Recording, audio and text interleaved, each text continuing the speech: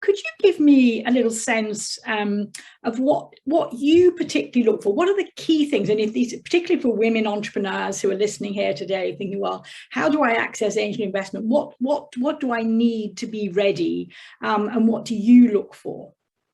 So, it's quite interesting because when I look at pre-seed, so I committed to an angel deal yesterday. It's really early. I mean, there's nothing really there. It's a sole founder, which makes it really hard as well.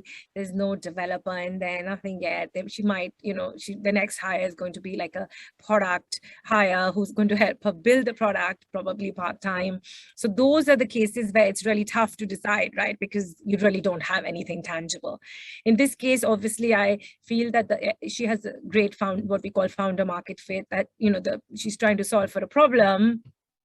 And that problem, she has a great background to solve that problem. So what she's done for the last 5-6 years is exactly doing this for a company internally, and now she wants to leave and build something to try and solve that problem for the a larger universe of companies. So I would say founder market fit is very key, and obviously I will do some reference checks. Can you just explain a little bit more about what you mean by founder market fit? So like she the word we tend to use, but not everyone absolutely. So it's really that the founder can relate to the problem because she's been solving for this problem or has gone through this problem through her background. And I felt that her work in the corporate world over the last few years is exactly trying to solve this problem internally.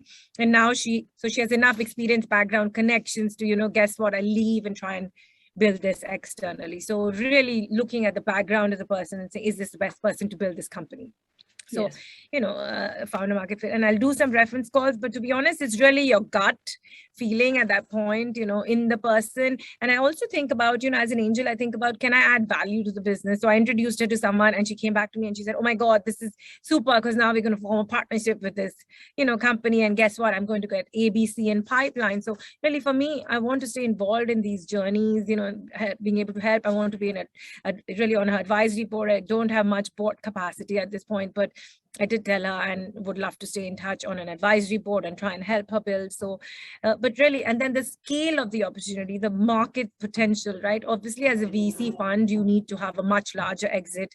As an angel, you can have a small exit, not to say I'm not thinking about exit at this point, but I'm thinking about, how large is this problem? And ideally, I'd like to see, if it wasn't so early, I would like to see, has she done any testing around willingness to pay?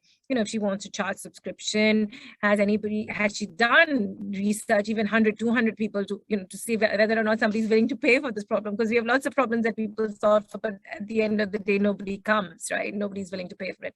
But this one is really early. Then obviously cases where there is a product, so there's an MVP of a product, I will try the product and see, and I know it's early days. So I'm looking at another one where it's a VR solution and we're going to try the product, and it's me and another Alma angel looking at it together, which also makes it easier, right? Because you're trying to bring together different skill sets to try and understand whether or not there's anything. I know a little bit about VR. She knows a lot more than me. So at that point, I would look at, what the product is like. And if they have launched already, then I would look at metrics, but I don't tend to invest at Series A.